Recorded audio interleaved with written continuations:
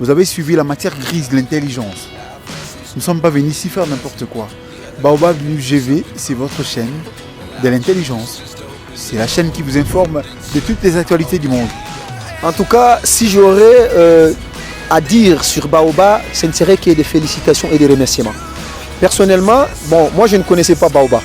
C'est l'un de mes secrétaires, l'un de mes collaborateurs qui est entré en contact avec Baobab par rapport à sa qualité de faire les choses, par rapport au savoir et savoir-faire du Baobab.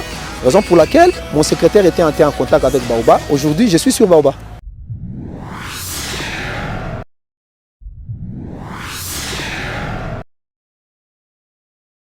Cela ne fait pas l'ombre de doute.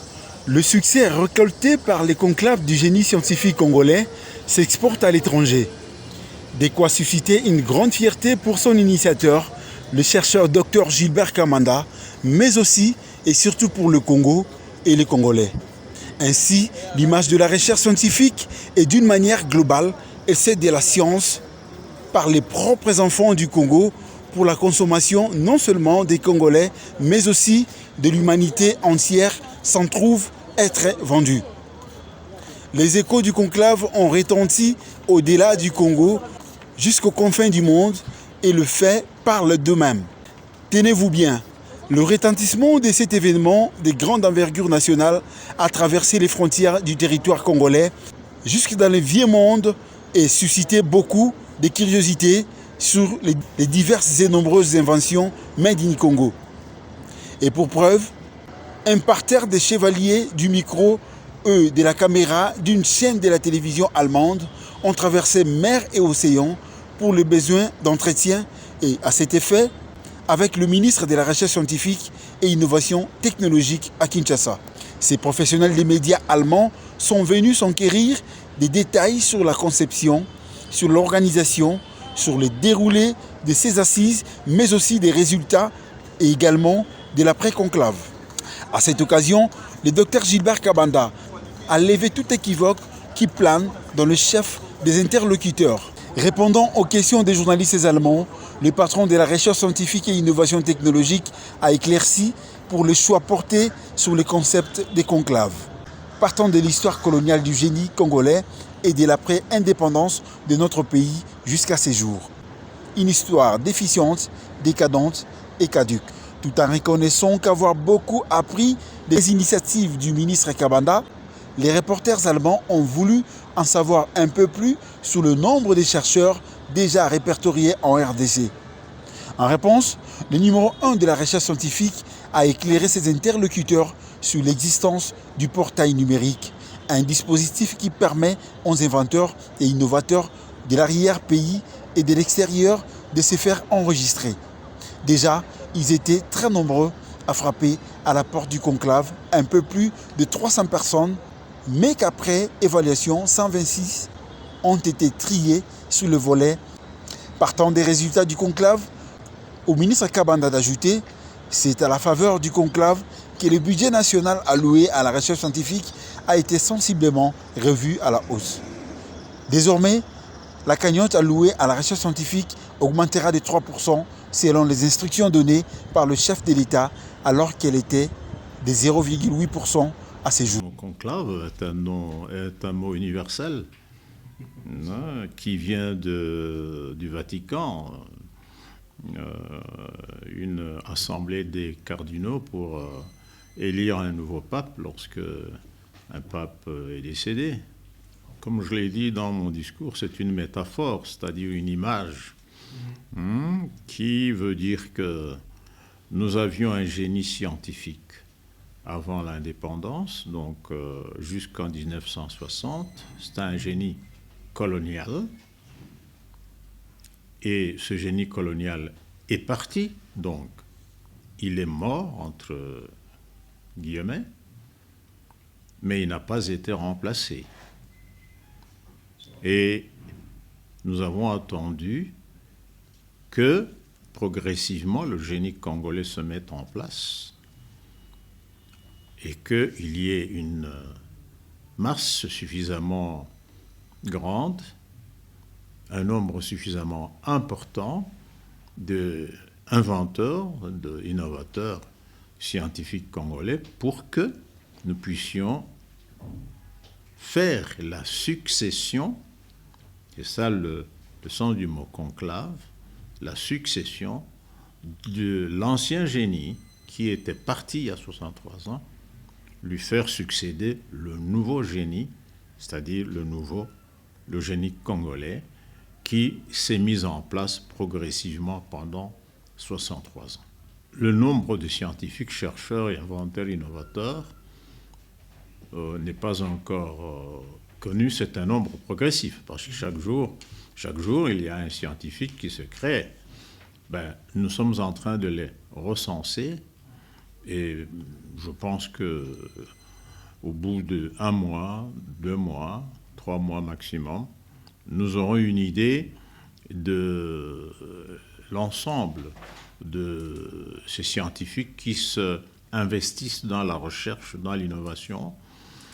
Mais il faut savoir que c'est progressif, parce que chaque jour, il naît un génie chaque jour, 2 ou 3 génies chaque jour.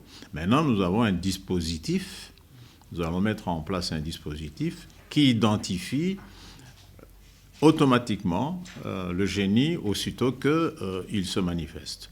C'est le portail numérique du ministère de la Recherche qui a été diffusé et que tous les Congolais, et même, pourquoi pas, des non-Congolais, mais qui s'intéressent au Congo, vont exploiter pour s'inscrire, se faire connaître par le ministère, de manière à ce que le ministère les intègre dans l'incubateur que nous allons créer. Incubateur, c'est un dispositif qui va gérer, qui va faire grandir, qui va aider tous ces inventeurs à devenir grands et à devenir, bien entendu, productifs de tout ce qu'ils ont comme génie dans leur tête au profit de l'économie congolaise, au profit du social congolais. Ceux qui ont été physiquement, je dis bien physiquement, contactés, vus, examinés, il y en a eu à peu près 300. Et ceux qui ont été classés en ordre utile, ils étaient au nombre d'à peu près 126. Puisque sur les 300, il y en a qui étaient encore au début de leurs inventions, donc on ne pouvait pas encore les considérer comme ayant produit quelque chose. Mais ceux qui ont déjà une production matérielle ou scientifique, disons, valable, nous en avons dénombré 126. Le budget de chercheurs, ils ont leur budget parce que les chercheurs que nous avons répertoriés, c'était des chercheurs indépendants. Maintenant que nous les avons répertoriés, comme je vous ai dit, nous allons les encadrer. Vous avez suivi le président de la République qui a demandé que le budget de la recherche soit augmenté. Cette augmentation, c'est pour que nous puissions créer un cadre qui nous permette de suivre ces chercheurs, de les aider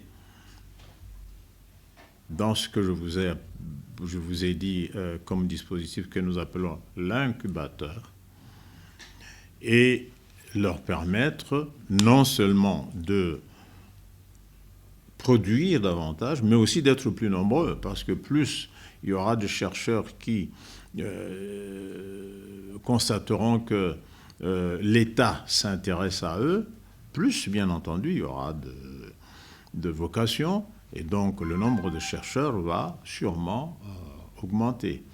Concernant le budget, vous savez, le budget n'est jamais un secret, hein. Le budget, c'est un chiffre qui est universel, qui est connu de tout le monde. Jusqu'à présent, nous avions un budget de la recherche scientifique qui était de 0,8% du budget global de l'État. la volonté politique du gouvernement et du président de la République a fait monter ce budget pour 2024 à 3%, ce qui signifie que le budget sera multiplié par plus ou moins 5-6 fois. Bien entendu, c'est clair. C'est une volonté politique qui exprime tout un programme du gouvernement et qui donc va pouvoir permettre à nos scientifiques, à nos chercheurs, à nos inventeurs de pouvoir donner le maximum, le meilleur d'eux-mêmes. Mais quand on dit le mot génie n'a pas d'âge. Vous avez des génies à 10 ans, vous avez des génies, n'est-ce pas? Et ici, génie ne signifie pas nécessairement ceux qui ont des diplômes d'université. Il y a des génies qui n'ont jamais été à l'université. Et nous avons des génies dans nos villages. Tous ces talents-là, naturels, que Dieu a créés, qu'ils soient jeunes, adultes ou vieux, nous les mettons dans ce moule que nous appelons génie et qui vont être suivis par ce dispositif que nous appelons incubateur. Qu'ils aient été à l'université ou pas, nous allons découvrir ce qu'ils ont en eux comme invention, pouvant développer le secteur socio-économique du pays et nous allons les prendre en charge. Ce que je pourrais ajouter, c'est que tout simplement, la démarche que nous avons entreprise n'a rien d'original. C'est la démarche de toutes les nations du monde, que depuis que le monde est créé, le développement des nations est fondé essentiellement sur la recherche, l'innovation et l'invention. L'Europe est le fruit de la recherche, de l'innovation, de l'invention.